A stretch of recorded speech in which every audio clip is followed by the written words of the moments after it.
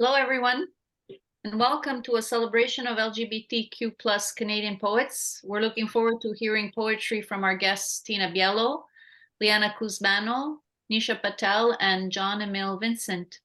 The event is organized by the Queer Spaces Collective in collaboration with Accenti, with funding from the Canada Council for the Arts and the League of Canadian Poets. My name is Licia Canton, and I'm founding editor-in-chief of Accenti magazine. I'd like to acknowledge that I am speaking to you from Jojage, unceded Indigenous lands, historically known as a gathering place for many First Nations. We acknowledge the first storytellers of this land. It's my pleasure to introduce Tina Biello. Born in a small logging town in BC to immigrant from Casacalenda, Italy. Tina is an actor, poet, and playwright. She has published 3 full-length collections. Here you go, sweetheart. Oops.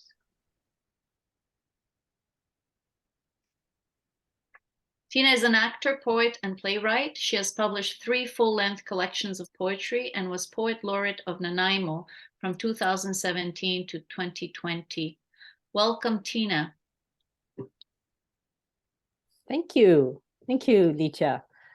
So I welcome everybody. Thank you so much for coming.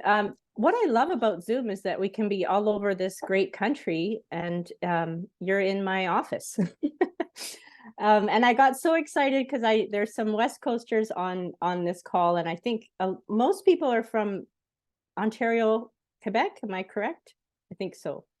You don't have to answer, but I think that's mostly the case. So I'm very happy, and you'll see why in my writing. I write a lot about growing up on this. So I'm calling in from Nanoose Bay, which is the traditional territory of the Snanawas people, the Coast Salish of Vancouver Island.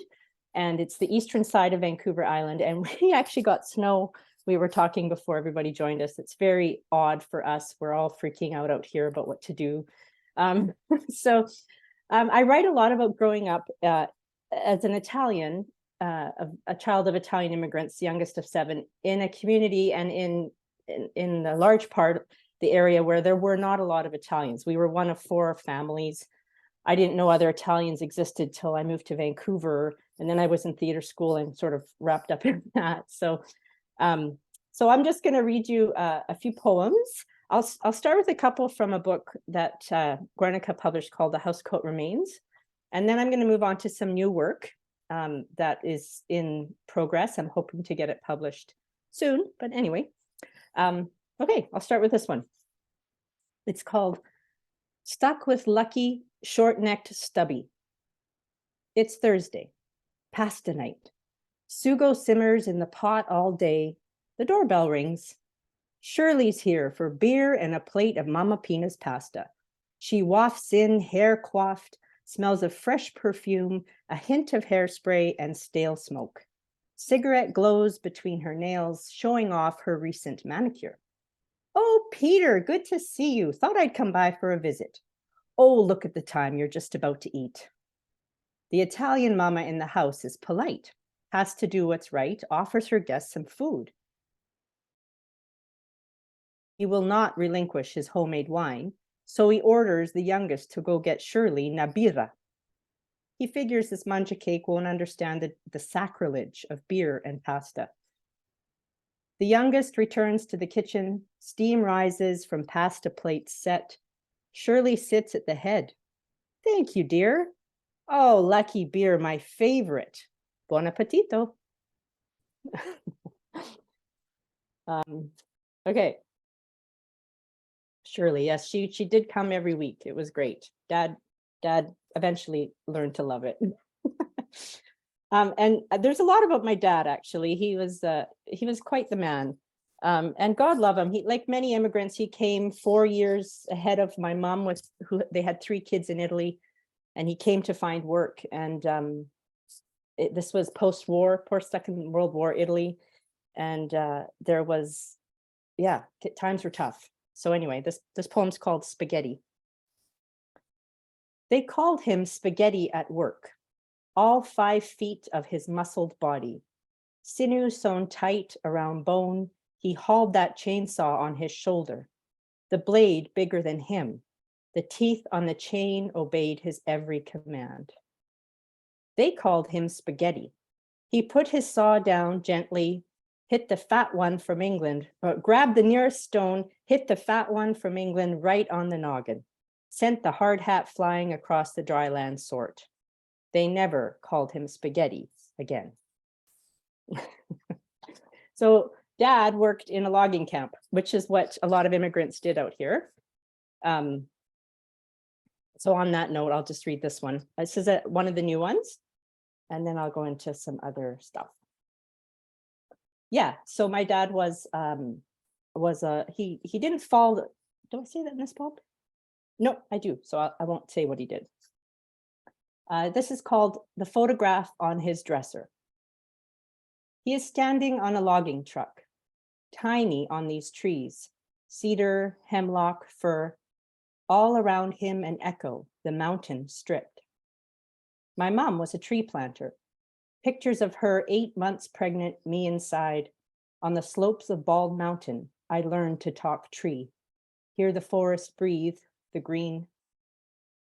Dad never felled trees. He just cut their limbs off. Fallen soldiers like the ones he hid under in Libya, the Red Cross faded on his arm. He didn't want his picture taken. English so broken, they thought they sent him up to tighten. English so broken, he thought they sent him up to tighten the chains.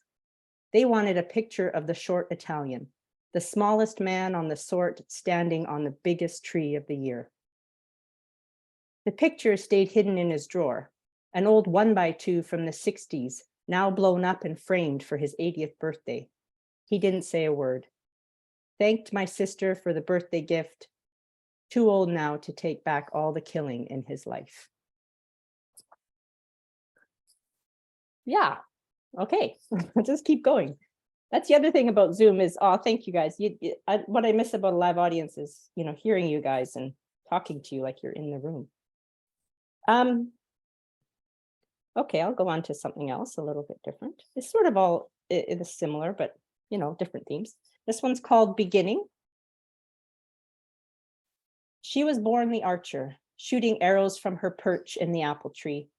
Hands lined up, each arrow aiming for the O in Esso. Stayed outside at dusk, swam in the river until her lips turned blue. At 7, she didn't know the body ache from climbing would follow her, that the boy inside didn't have a name. Stories of the war from her dad gave her a distrust of boats, lemons, and mountains. Her dad caught, sent as a prisoner to northern India.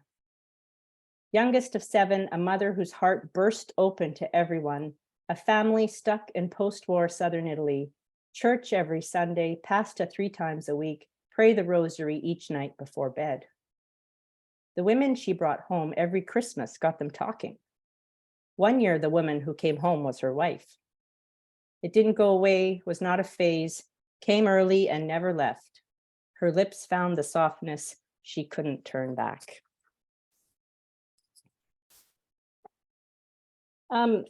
So I'm okay for time.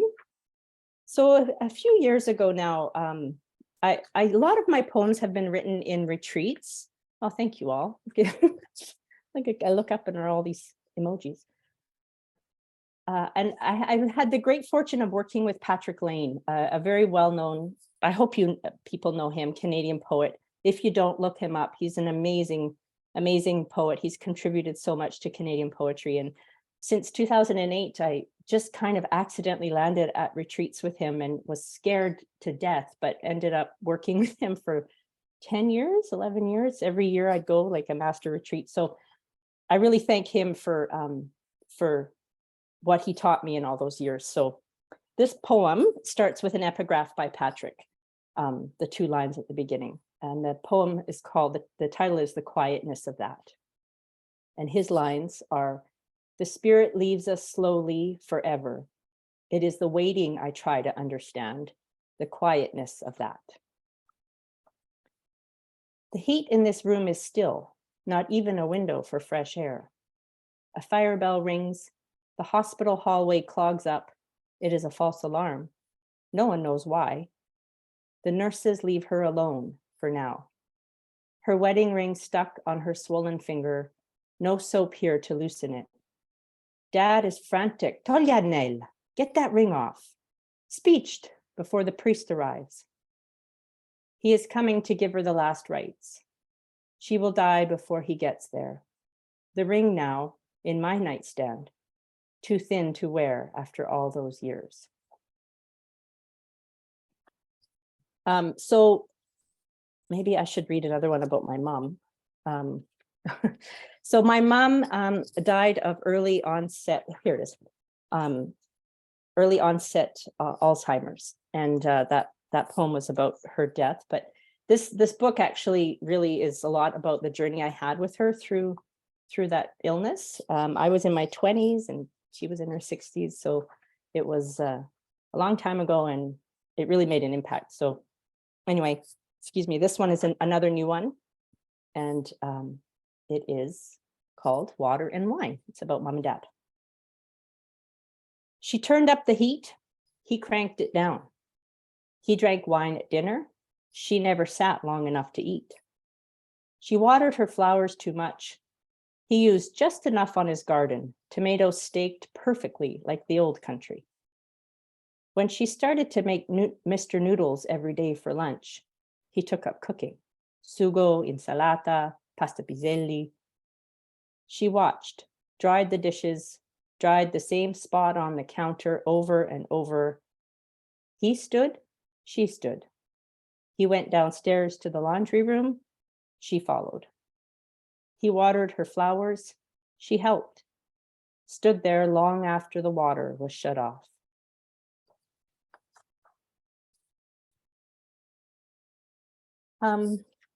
Okay, I think I have time for one more. And this one's a little longer.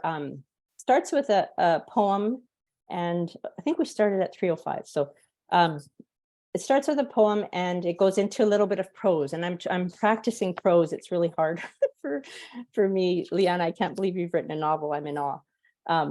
So anyway, it's not that long. It's called Portrait of the Immigrant. It's Lake Cowichan, late June, outside after breakfast, and Dad is preparing smelt nets for our annual trek to Port Renfrew. He is a master with detail, like the first aid kits he prepared during the war. He uses his hands to teach me about the world, fishing nets, garden stakes, how to mend a hole in my bike tire. Each night he sleeps in his chair, the news watching him, the weight of the world. I've been writing this poem for centuries. Those immigrants who came ended up wet and cold by the promise of a new life, a better paycheck, lost himself letter by letter as the Italian slipped away, curse of the English language on his tongue. With his pocket knife, he carved out a life here among the cedars, firs, and hemlocks. Ancient stands weep for the lost children. The son, a distant cousin who left town to ripen tomatoes on another continent. Its brilliance here, a washed out watercolor. And then this last little bit is titled Proverbs. We all grew up with them, those of us born from the old country, little bits of wisdom that were supposed to see us through our lives. Rather cliche, these sayings were all the peasants knew of how to cope with this life that chewed them up and spit them out. No matter how hard they worked, they never got ahead. So they found wisdom where it was to be found, in a culture of sayings that told you how to live. Catholicism took hold. My people lived a simple life, wearing off evil spirits with olive oil and rituals, pagan in their origins.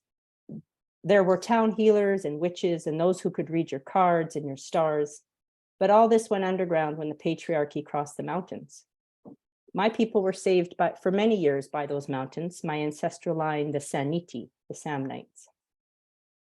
When the movie The Red Violin came out, I watched it over and over and over. It was the opening scene that grabbed me again and again, the old village woman reading the future of the woman via her tarot deck. I knew this kitchen, this scene, this woman. In modern times, it was my aunt, my dad's sister, who was the town healer in Casa Calenda. She had the gift of healing with her hands. Anyone who ailed came to her and left cured. In return, they brought her eggs, wine, olive oil, cheese. She was well fed. Dad never talked about it, but one day outed with the cure for evil eye, a simple ritual where you dropped oil in water. If the oil moved quickly around the bowl, someone had lanced the evil eye your way. Of course, oil will always separate from water, but it was the speed at which it traveled that gave you the information you were seeking. If it moved fast, you had to walk counterclockwise around the house 3 times, uttering a saying I had written down somewhere, and now I can't find it. But Dad did love Proverbs, and here are the few of the many that we heard, and I'll leave you with this. Chinda denienda na chisu chuch means 100 nothings killed the donkey. Udefiete da peñatu sal sulukukyai. The flaws of the pot are only known by the wooden spoon. Donne e motore, gioia e dolore. Women in cars, joy and heartache. A pecora che dica be perdu uma cake. This translates literally as the sheep that says be loses what's in its mouth. In other words, the person who talks too much does not get things done. And that's it. That's my time. Thank you, everyone. Thanks so much, Tina. Thank you for sharing. Liana. It's my pleasure to introduce Liana Cusmano, also known as By Curious George, a writer, filmmaker, spoken word artist who works in English, French, and Italian. Liana is the 2018 and 2019 Montreal Slam champion and author of the novel Catch and Release, published in 2022. Liana wrote and directed 2 shorts. The first, Matters of Great Unimportance, in 2018, and the second, La Femme Finale, in 2016, the latter screened at the Cannes Film Festival. Liana, welcome. Thanks very much. Thanks for that introduction. It's a pleasure to be here with all of you. I want to thank everyone for being here to listen to the things that we have to say and the writings that we've written. I think it's interesting that as a writer, a lot of the things that I sort of put together and craft together will be done at 1 or 2 in the morning, or on a bus, or in between workshops, or in these tiny, small, private moments where everything is so focused on getting this idea or this image into words and then putting it on paper. And then I'll go onto a Zoom call or in front of a crowd or on a stage, and all of that is shared with so many other people, which I think is one of my favorite parts of being a writer. It was so interesting to hear you read your work, Tina, which was beautiful, because I'm of Italian heritage, and Italian heritage and ethnicity is something that is so fascinating to me and that I've been exploring more and more in my work. I come from a spoken word background, and spoken word scenes, when I sort of came onto the scene, was just very, very queer. And there were a lot of us who were very young and very sad and had a lot of sad, young, queer things to say. And so I've been trying to hold on to the best of what I learned from those moments and from that work, but also transitioning to something a little bit different, like poetry that's, not sad.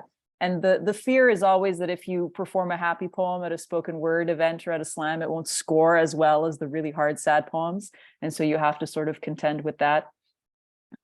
With that in mind, here's a poem that I have performed at a slam and that scored moderately well. So I'll share it with you now. It's called Ma ti fidanzeresti con me. We are watching L'amica geniale, my brilliant friend, ghost inside my mouth, shrink to simple salutations, bookending emails, be relegated to days of the week, dancing at the back of my throat. After every episode following season 1, episode 4, where we heard it first, I ask, Ma ti fidanzeresti con me? The subtitles read, do you want to go steady with me? There is no but at the beginning of the translation, no filler word hiding behind a comma like a single tortellino. The words fidanzeresti, fidanzarsi are rooted in the gendered words for fiancé. The act of becoming engaged is posited as a question, as a conditional. Even the verb tense is lost in translation. The series takes place at a time when dating wasn't anything so much as the very brief interlude before marriage, when Fellini and De Sica were at work, when some of my grandparents had not yet emigrated. We watch the series on the big screen. I refuse to put parmigiano on our popcorn. As time goes on, still other words evoke a time and place that I thought I had forgotten. A childhood spent on balconies and in backyards and at kitchen tables. Phrases like dammi la manina, give me your hand. Vai a prendere un cerotto, go get a Band-Aid. Andiamo a fare il bagno, let's go swimming. As we watch an Italy constructed for the screen, for storytelling, for entertainment, a carousel of memories comes to life inside my head, of holding Nonna's hand as we cross the street, of fetching Band-Aids for Papa from the bathroom cabinet, of going to the beach and playing in the water. I am afraid that the only leftovers of my childhood will be a language that melts in my mouth before I can speak. After every episode, I ask her, ma ti fidanzeresti con me? Because asking in this language and not another feels like reaching into a future where all the words I need are on hand and not on the tip of my tongue. I ask her, ma ti fidanzeresti con me? And she never recognizes the words, only the tone, only the way I look at her when I say it. Ma ti fidanzeresti con me? She never really understands the first time, and I have to repeat it. And so every time I ask her is like the first time. And every time she says yes is like the first time. We live in a daydream of firsts, a real life mini series of always asking to be together and always saying yes. Ma ti fidanzeresti con me? As if we don't hold hands when we cross the street, as if I don't keep her favorite brand of Band-Aid in my bathroom cabinet, as if we've never been to the beach and played in the water or lain together in the sun. On the day she learns the words posso avere un bacio, could I have a kiss, and says them to me, I realize that this is just another way of saying I love you, which we have said more times and in more ways than I could ever hope to count, on all the fingers of all the hands of all the people I knew back when I was 4, on the balcone and in the giardino and the tavola. Ti voglio bene grande così, I love you like this much. Our love is vaster than the biggest measurement I could ever hope to express by stretching my arms back when I was 5. Ma ti fidanzeresti con me? I ask as if I don't know the answer because I never get tired of hearing it.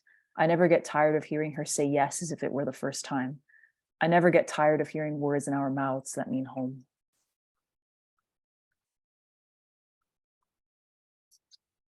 Thanks very much, everyone. I've sort of spoken to a couple of poets about this, and I guess it's not unusual that so many of us wrote what we would call pandemic poems. And there was a point very, very early where I had said, I'm not going to write any pandemic poems. And then I did. I wrote multiple pandemic poems. And at the time, very early in the pandemic, I was working as a live captioner, so that I was responsible for the captions that would go out on television broadcasts. So, you repeat what's said, and then the words that you say become not subtitles, but what are called closed captions, the text on the screen. And the big question is always, couldn't they have eliminated the need for a middle person and just had the original sound source, like have that be recorded and that become the text and that become the captions? No, they didn't. So whoever it was in whatever television program would say the words, and then those of us who were thousands of kilometers away in an office would repeat them, and then our words would become text, and those would be broadcast in real time. And it was such a very specific and interesting and visceral moment in time to be in. And I thought I would write about it. I knew that I wasn't going to be there for very long, because it was such a strange and difficult job. But I did copy paste transcripts of the content that I was working with, knowing that something would probably come of that. So this piece is a little bit longer. It's called Good News. As a live captioner, your job is to repeat word for word everything that is said in a television broadcast, so that real-time cubicle become closed captions, readable text for the deaf and hard of hearing. Welcome back. We continue to track the tropics as we head on through the next several days again. Hurricane Hannah moving its way here towards the northwest, moving up to 60 miles per hour and down the road and into the next week. On every one of your shifts, the words are scrubbed of code and broadcast to TV screens across the continent, nestled high up in crowded bars, blaring silently in waiting rooms, settled down on clean kitchen counter corners. For maximum accuracy, the re-speaking is bullet spit quick, inflections are few and far between, and the monotone absolute. Otherwise, again, right around that peak of the season is where we are approaching. And basically at this point, we still have 61% of the Atlantic season yet to go. We'll go check on Tropical Depression 18 to become Tropical Storm Renee later today. Your first pandemic summer is mostly confined to the small, soundproof cubicle inside the squat gray building sitting beside the railway station with your bicycle chained outside. The season soundtrack is your brain buzzing inside your skull, your ears ringing all the time as lockdown drags on and on and on. After every overnight shift, you are consumed by the sick, abandoned feeling of coming home to a sweltering, empty apartment. And oh my goodness, this looks like something that you would get at one of the finest restaurants that serves gourmet breakfast, doesn't it? That's why I would say without the auto delivery thing, it's a good idea to pick up one of these today. But in the immediates this week, we're our last call on the June 14th ship week. There are only 400 yummy crab cakes left. It takes 15 minutes for the stupefaction of each shift to wear off, 20 if you're coming off the shopping channel. At any given moment, you are listening for what is being said while repeating what you heard a few seconds earlier, so that you are endlessly delayed in a constant, hopeless game of catch-up, swimming against a tide of information that never stops, treading water in the overwhelming variety of content that all somehow feels the same.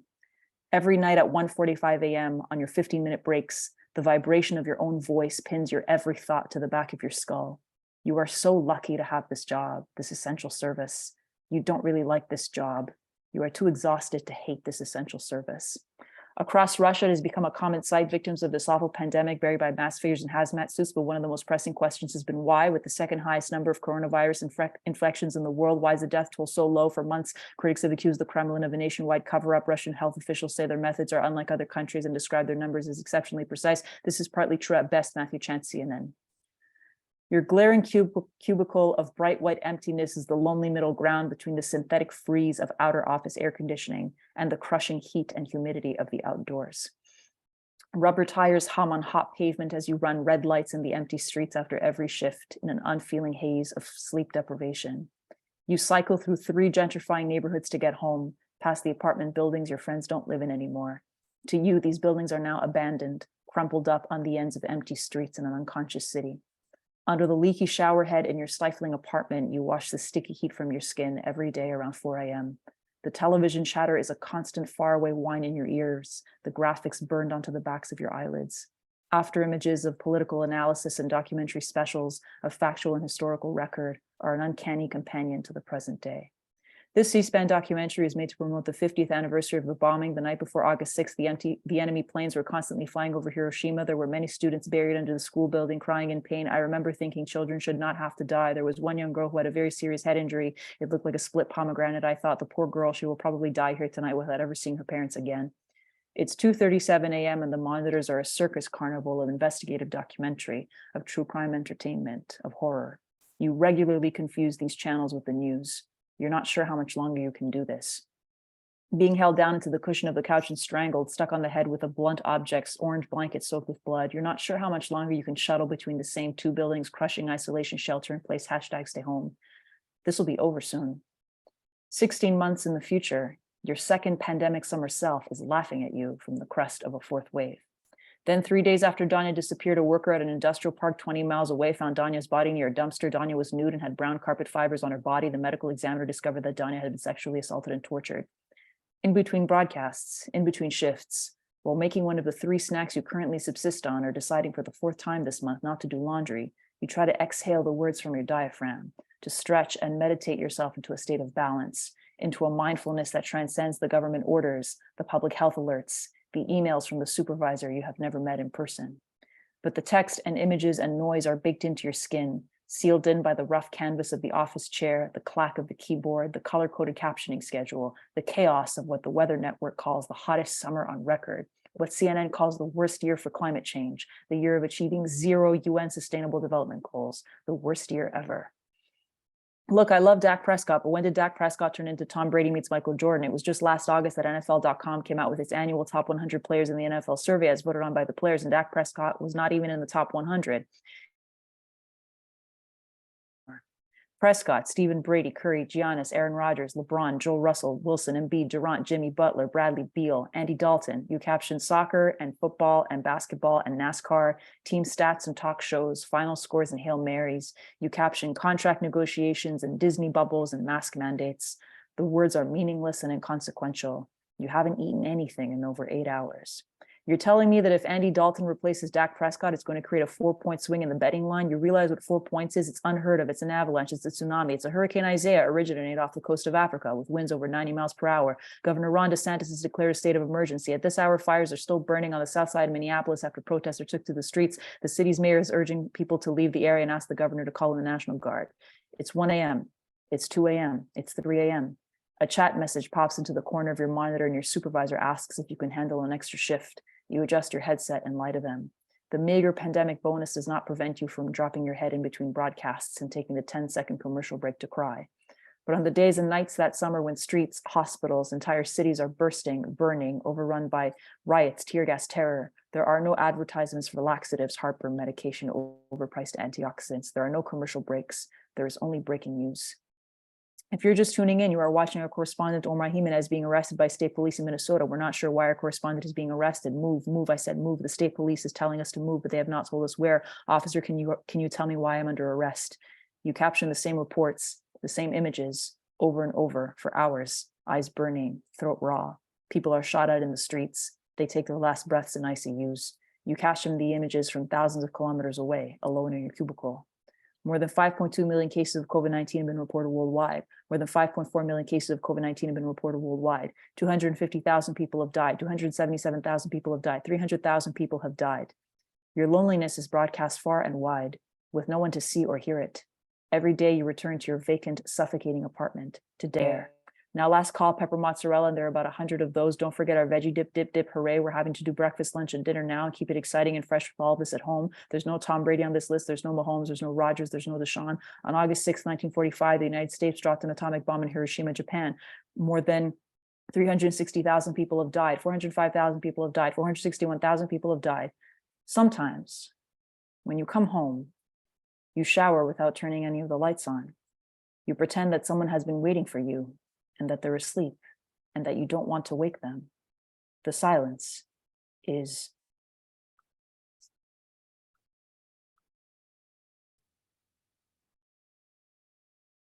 thanks very much, everyone. That was the first time that I've performed that poem in front of an audience because it's very long and it's very exhausting. I've done shorter versions, but I don't think that that really captures the extent of what that experience was like. And that was just someone captioning the things that were happening in the world at that time, to say nothing of the people who were actually living those experiences. So I want to thank everyone for listening. It's always great to share poetry and to share work with people who come and who listen with open ears and open hearts. So thanks very much, everyone. Thank you, Liana. Thank you very much. And now it's my pleasure to introduce Nisha Patel, an award-winning queer poet and artist. She was the City of Edmonton's 8th Poet Laureate and the Canadian Individual Slam Champion. Her debut collection, Coconut, was published by Newest Press. Nisha has performed across the world. Her poetry speaks to themes of race and identity, focusing strongly on her struggles and triumphs as a woman of color. Welcome, Nisha. Hi, everyone. I'm super excited to be here and see familiar faces. I actually just got the second draft of Luca's manuscript that I'm going to be looking over the break, and that's going to be very exciting. I know Adriana is here, or was here, or at some point was in the room, and that's really amazing as well. Yeah, I'm just going to start my timer so that I am up to date on taking up space. I'm coming off of, I would say, almost 3 or 4 weeks of pretty critical illness. The hospitals are full, if you didn't already know that. And so I was in a series of diabetic crises as a disabled poet, as a queer poet.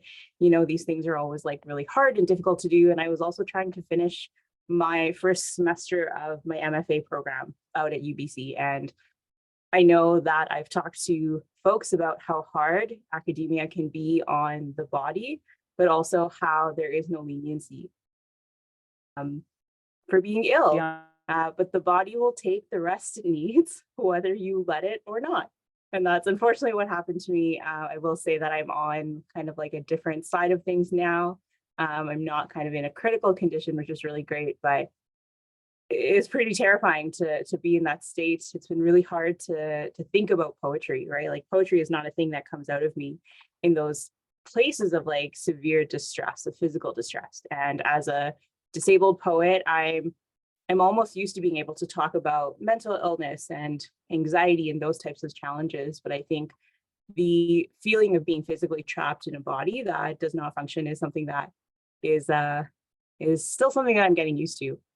I've been writing a lot of poetry around themes of disablement. I know that many of the people in this room are not familiar with my work. That's totally fine. But I started out doing mostly spoken word poetry. I still do spoken word poetry, but a lot of it would focus on themes around what I would say is identity or empowerment, feminism, reclamation of the body. And for those of us who are queer, we are more likely to live at these intersections of marginalizations, right? We are more likely to be disabled. We are more likely to live in poverty or be on the cusp of poverty. We are less likely to have access to other resources, less likely to have secure employment. We occupy a different class a lot of the time. And these things compound or they overlap, in really important ways when you are a POC.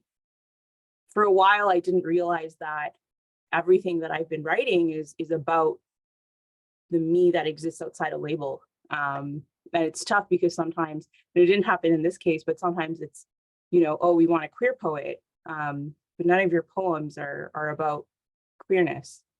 Well, the poems are queer because I'm queer. And it's like, oh, well, we want a disabled poet, but you're walking and you showed up on time, And I remember I was just at the International Day of Peoples with Disabilities, and I had requested a microphone on a stand. I've recently developed atrophy in both my hands. I can't physically hold objects for that long. And I got there and there was like a chair and a loose mic, like nowhere to put my notes or anything like that. And so I think about this kind of stuff a lot, how it affects me, but mostly it feels like when I came out as a queer person, there were all these challenges. There was like a way to be accepted in society that I struggled with accepting myself. And then I came out as a disabled person, and the queer community have already understood what that feels like. And so in a way, it was like a second acceptance, a second set of difficulties. And you enter a world, and once you're there, the resources open up and the people open up and those connections are there to welcome you, just like queer people were there to welcome me. When I learned that I am disabled, I'm getting through 5 days of paranoid anxiety, getting through my brain not working the way it's supposed to. Did you know that disability is a social construct, that the majority define what it means to thrive, that lack is problematized as weakness, that in an accepting society, we are all a little disabled, but no one is told they are less. No one is left wanting more when my brain doesn't work the way it's supposed to, and we're worth our weight in good days. And my good days are not worth less than your good days, that you having more good days doesn't make you more good or deserving of more days. When I Google vampires, I'm not looking for a way to live forever. I am looking for a way to be remembered for something more than my body. If a diabetic is bitten at the neck and drained, does her dying pancreas get immortalized too? Does my heart still want to beat too fast? Or is it stuck not beating for anything at all?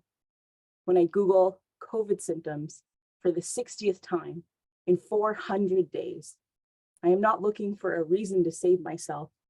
I'm looking for a way to save others from the pharmacy counters that take too long, or the insurance paperwork that asks too much, or the pills you can split by hand, or the big ones you swallow whole. I am looking for ways to reassure myself that there is hope. I fight the ache of my ovaries, the beast behind breasts. I say no to the birth control pills because being fat is a liability. I say yes to the IUD that cripples me for 2 weeks, unable to move anything below my pelvis. I say no to the SSRIs that try to kill me. I say yes to the antipsychotics that try to stop me from killing me. Being disabled means I am a series of questions in an emergency or an x-rayed lung that proves the diagnosis wrong. And I know that knowing something is wrong is better than knowing nothing at all, living in anger or fear of sudden death, because people like me die sometimes and no one cares. I am lucky that when I die, I will notice. I will know that I did my best. And if it wasn't enough, it isn't my fault that I tried, that trying when your body fails is a gift to yourself. I am not afraid to die. I am afraid of who I might fail to be if I live in fear of death. When I Google ways to say I love you without saying I love you, I know that going to bed and waking up is one of them.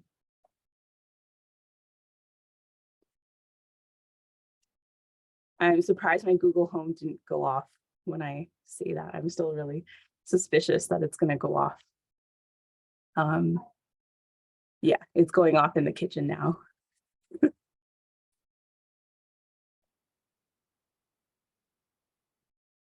Thank you.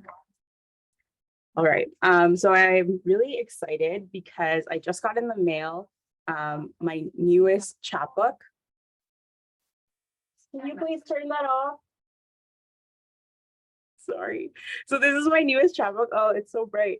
It's called How to Get a Thigh Gap. I don't know if any of you have ever Googled how to do something, but WikiHow is this website that tells you how to do stuff. Anyway, they have a whole section on how to get a thigh gap. For those of you who have never tried to get a thigh gap is the space that skinny women are supposed to have between their thighs. And apparently a lot of fat girls try to get this thigh gap. I don't know why, but they're trying. And so me and my fellow fat friend, we created a hybrid erasure poetry chapbook using graphic design and photography to go through the articles in the thigh gap page, and we redacted it to write poems. Some of these photos are intense, like this is mostly my entire stomach area, which has never been that unclothed. Yeah, like I literally just got it in the mail today. And I know erasure poetry is a little bit weird sometimes when reading out loud, but just know that it's available. It came out through Collusion Books. It is co-written by myself and Bree Taylor. And yeah, it's kind of tongue in cheek because like, fuck thigh gaps. Realistic expectations will not give you a thigh gap. It is a lifestyle. Some girls keep from achieving, no matter how skinny they are. Whatever, skip meals or exert yourself to exhaustion. Notice the ways a diet makes you feel better. Simply look better. You might fit in a more flattering way. It may not be what you wanted, but learn to be happy. Who you are is a skill you will need. One of the shots, oh, thank you, Eddie. One of the shots took me like 2 hours to stage. And it's from the actual photo, but those were all like cartoon photos and we did them like in real life. So this shot right here, which is like mostly food, it had to be taken overhead. I was alone in Ontario that spring. One of the plates has like 6 different kinds of like pizza, cake, burgers, French fries. And the other one has like 12 different kinds of vegetables. Plus there's like 3 or 4 drinks. And I had to be holding a burger and I didn't know how to do any of that. I had just like purchased a camera. So in the end, I rigged it with a clothing rack. I tied it down with a bunch of HDMI cables. I set the camera on a remote timer, and then I like tried to take this photo. Avoid overeating. If you are a diet, but still feel like you are you every day, a loss. Keep a diary. You can write or use people, whatever you choose. Figure out how many calories you burn simply by existing. Calculate your burn rate. It is healthy to try. Make sure to count accurately, as that is the main failing point. You should be dropping every 11 days. It's a pretty short chapbook. Also, it's square. How exciting is that? See a doctor. suspect that you are seriously out of balance, make an appointment. A simple test can tell you what wrong you are. Thank you. It's also been an exciting fall because my other chapbook called Not a Disorder came out. So this is the cover of the Statistical Manual of Mental Disorders. And I've also done like a little bit of redaction of that. It's the 5th edition, which I own a copy of. This is more of an experimental bent in my work. I'm just going to share one poem from this, and then I'll go back to actually the first poem of my debut collection that came out last year. If the Incredible Hulk was disabled, he would have to fit onto the leather couch, as the doctor read out 312.34, intermittent explosive disorder. And he would refuse to accept this, both the rapid onset with no prodromal period, as well as the assumption that his behavior violated societal norms.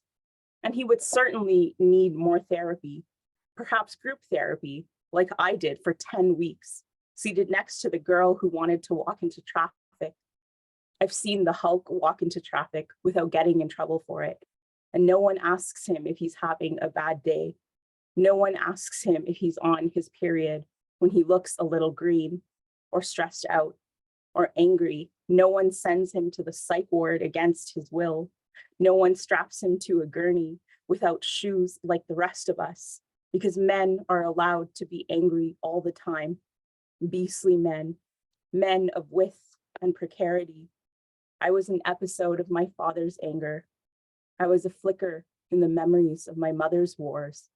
And when I was a girl, I was angry all the time, bitten tongue, bleeding fury into the energy of the universe, the summation of my limbs, an elongated rage until I grew into a woman who could be called high functioning, surpass my potential, dazzle others, feign normality, which is to say that if I met him now, I would whisper, incredible, huh?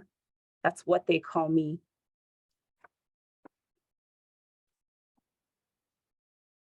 That line does really well in person, just so you know. I've only done it once in person with like people in a room. And this is my debut collection, Coconut. I've actually earned out my advance, so no need to buy it anymore. My new manuscript, which is called A Blow to the Head, is a 200-page introspective poetry memoir that dissects 25 years of medical risk records. And currently it's had multiple rejections, and I don't know what to do with it next, but I have a list of where to go next. I'm going to read the first poem in this book. It says a bad word 26 times, so I apologize in advance if you need to cut this part of the recording. It was also, ironically, the last poem that I ever wrote to go into this collection, which had its final copy in maybe 2020. Fat girl tweets about pussy like she has one, like she's sure she's seen it shatter. Once a stained glass, once a portrait of a lady raining down on her like the walls of Notre Dame. Fat girl thinks her pussy looks better than anything Kanye could have described, like it's worth more than a scratch on an overhyped record. Fat girl has seen it in the mirror, and not just the internet, knows its name and what country it comes from, which is to say that it belongs to nothing but the dirt, from the soaked brown earth, from the clenching of stomach and grin of a good woman, the kind that does not know her place. Fat girl tweets about pussy like she does not know her place, like it has an opinion on all the plastic she's shoved into it, like her pussy is yet another ocean. Fat girl tweets about pussy like she raised it herself, taught it to braid its hair and say please, sit quietly at recess, fight back with multiplication tables instead of her fists, tweets about pussy like it once finger painted itself directly on the floor, into a car crash like its very existence once planted its flag on a white couch and salted the earth around it. Fat girl tweets about pussy like she used her mother's minimum wage to buy it a seat at the table. Fat girl takes up a whole seat at the table, gets stared at by fat men who have the audacity to ask her to lean back, to stand up and move, to breathe more shallow around them, like white is worth more than dark meat, like their metaphors have always been ready to consume her and still say thank you. still ask her to move all that pussy, to close her legs and walk away. Fat girl tweets about pussy like she isn't one, and the men question if she even has one, have to reach beneath her, crook their fingers on her latch, check if she is still breathing or just holding back. How dare she hide that pussy? Is that pussy well trained? Is that pussy going to behave? Is that pussy a man's best friend? Kneel, roll over, who's a good girl now? Fat girl tweets about pussy because she has to, because sometimes she reaches beneath her skirt and comes up empty-handed, because if you put her pussy in a box and ask her to walk it home alone, she's not sure if she'll end up dead or asking for it. Fat girl tweets about pussy like she has a choice, to be licked to the bone, grated to the marrow, sucked and fondled and rubbed raw of everything that makes her whole. Fat girl tweets about pussy because this time she means it. This time when she says no, you will hear it and listen. Fat girl tweets about pussy and it exceeds the word limit, has too much character, too few flaws, could start a religion if she wanted it. Fat girl tweets about pussy over and over again, grips it with two hands, plays house between her legs until coming down feels like coming home to cathedrals, dripping with Elmer's glue and war paint built to the sound of the first time her mother ever said her name. Thank you.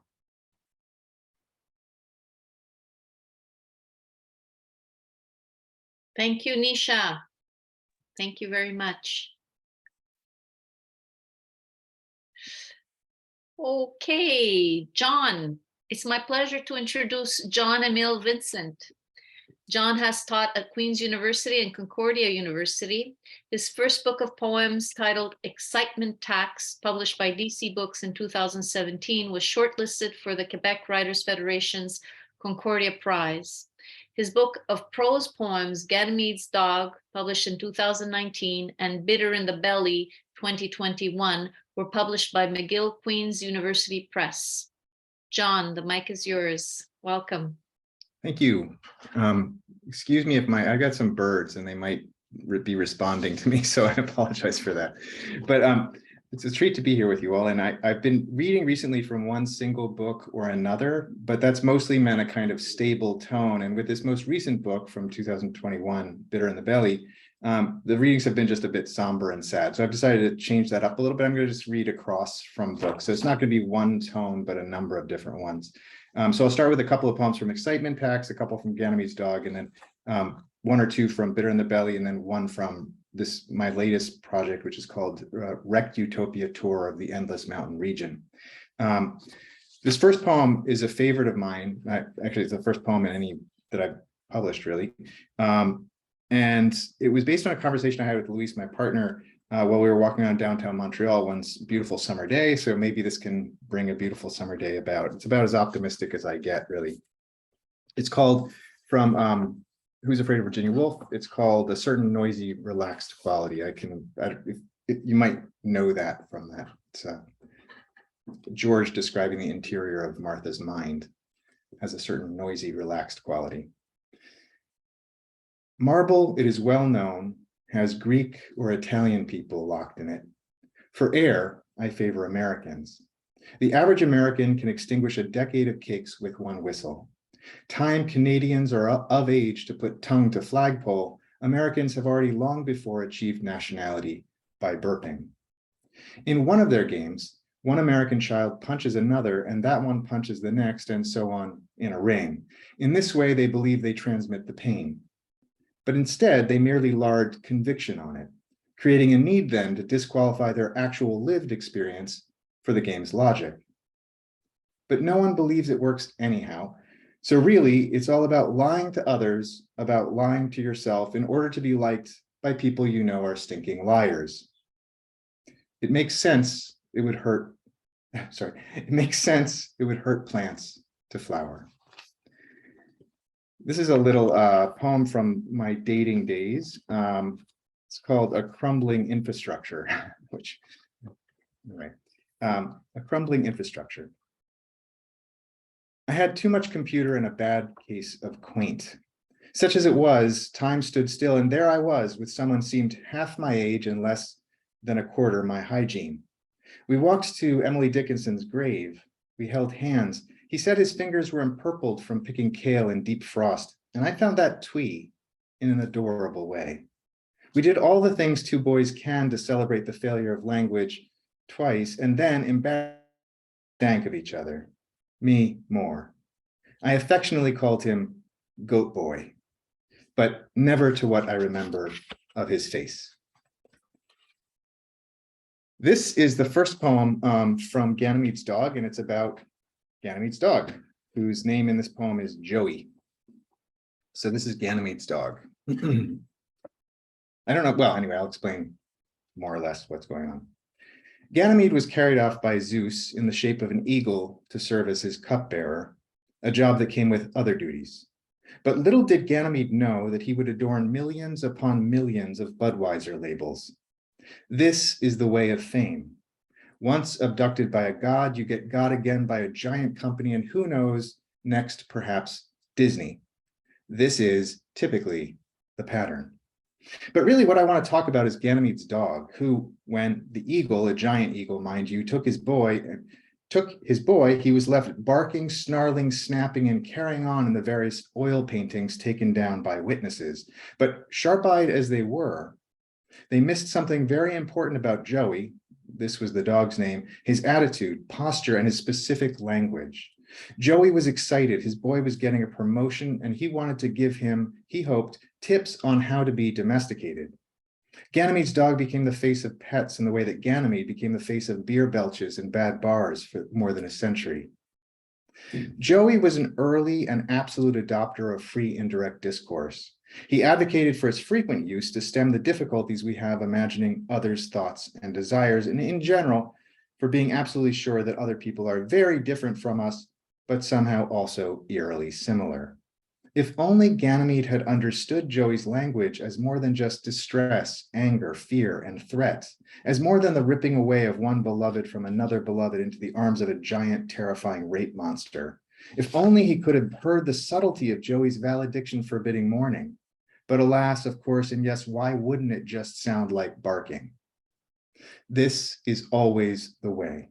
And maybe the advice would not have given Ganymede much leg up, as it were, there bearing libations to the libidinous king of the gods. Or maybe, and this is more likely, it would have been understood and discarded because the wisdom of a mere dog. We should listen more, don't you think? Or this was what Joey was thinking shortly after the last tail feather disappeared into the plump cotton candy of the clouds. One feather came swaggering down jokily, as is the way, back to earth, the size of a Volkswagen, still with some godflesh attached.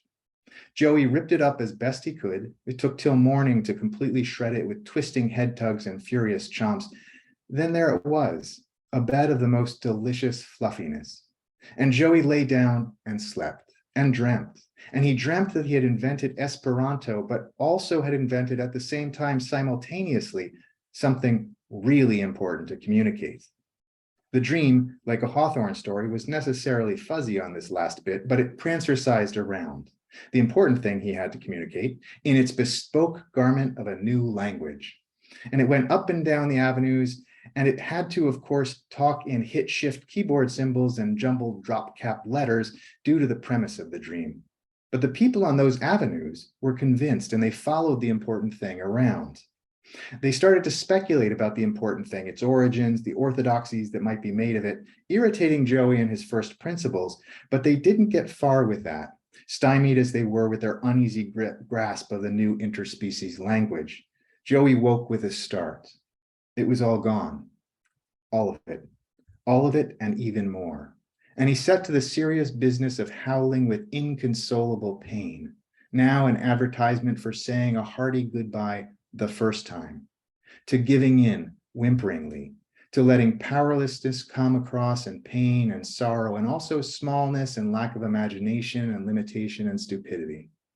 He ends up a comma-crazed after-school special caution to interesting people. Thanks. And this is another dating age poem from way back, although it entails Brinder. And the title comes from comes from a movie poster I once saw, and I couldn't believe it. But I don't remember where it was. The title is In Blazing Black and White. For an opera singer, he wasn't terribly careful with his throat, nor anything else.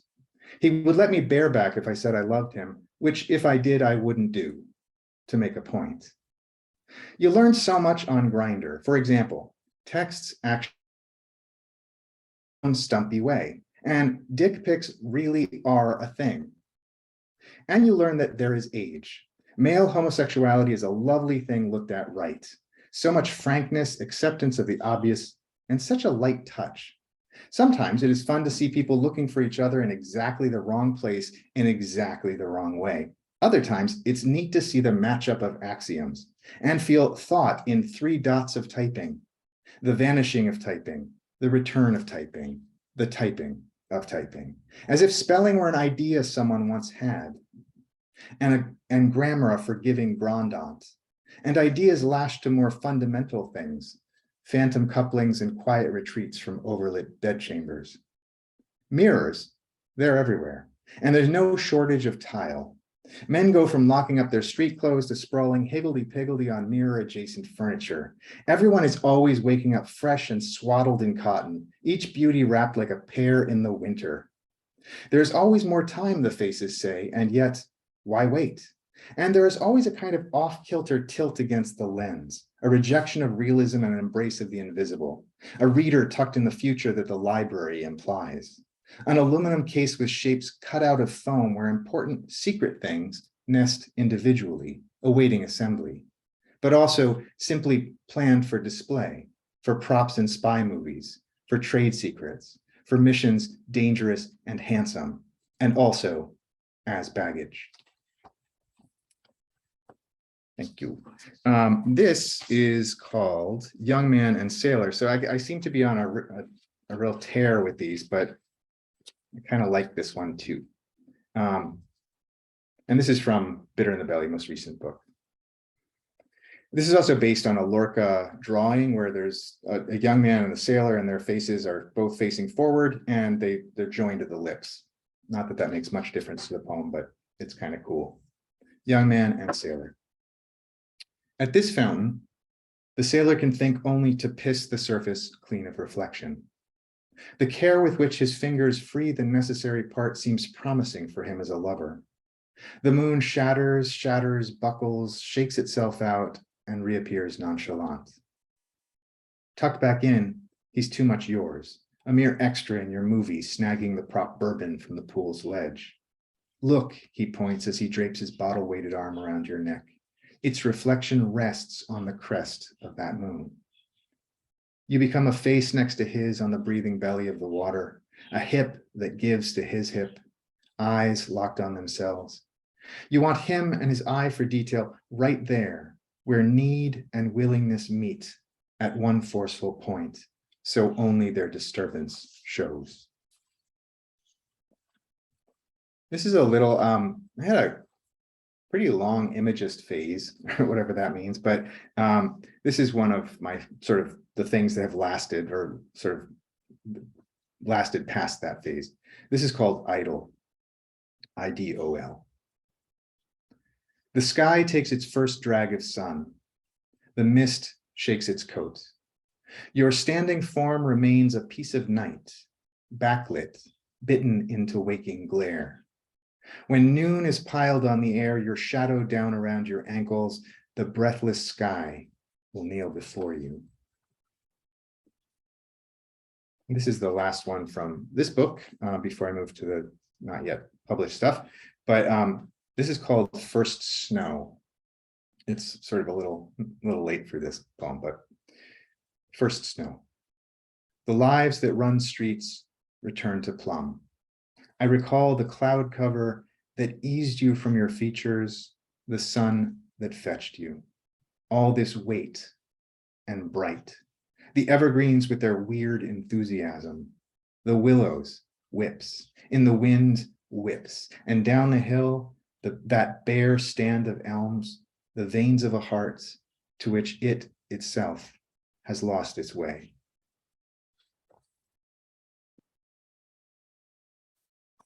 I've been learning a lot about, well, sometimes you sort of hate learn things, and I really don't like Bukowski, but I for some reason I'm fascinated with Bukowski. I have no idea why.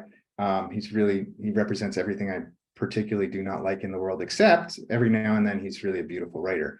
But I was watching documentaries about him, and he said this one thing, which is included here, which it just stuck with me. I couldn't let go of it.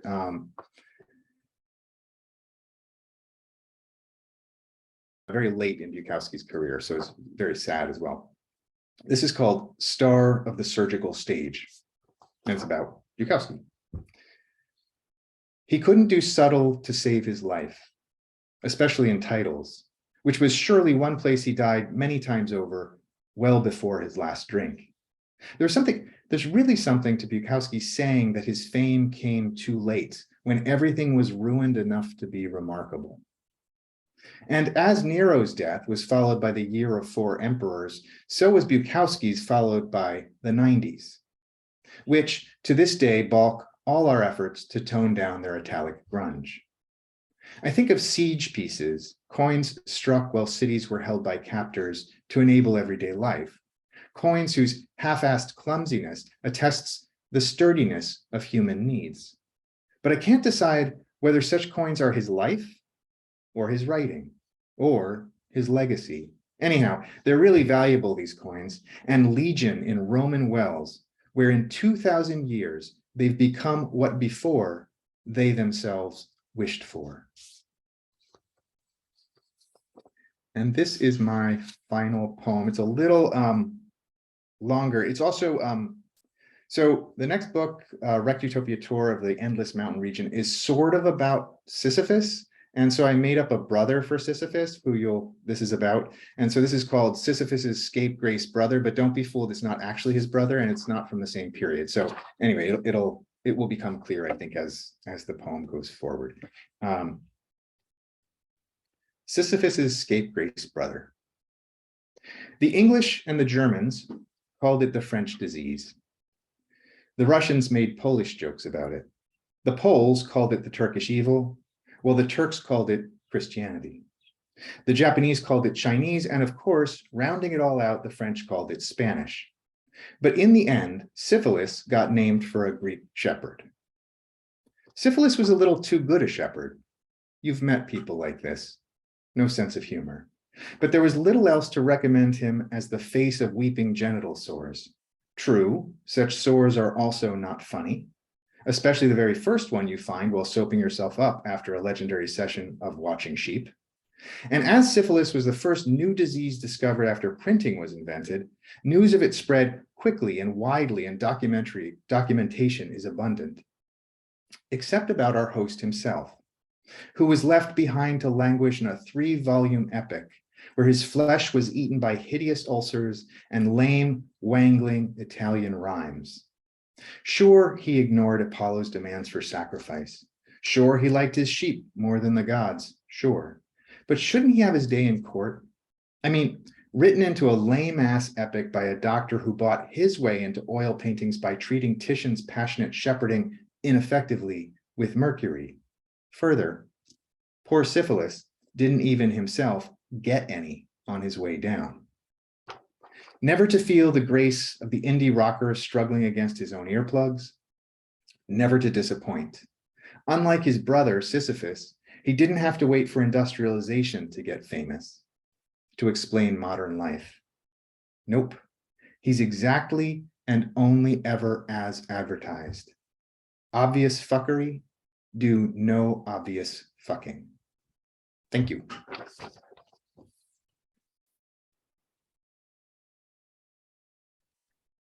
Thank you, John. Thanks.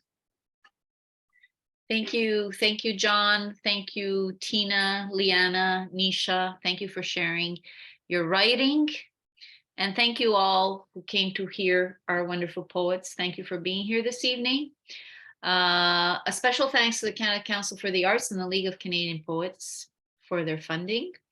And we look forward to more events in the new year. And on that, I'd like to say au revoir and happy holidays, everyone. Thanks, Licia. Ciao. Thank you, Ciao. guys. Everyone, bye. Bye.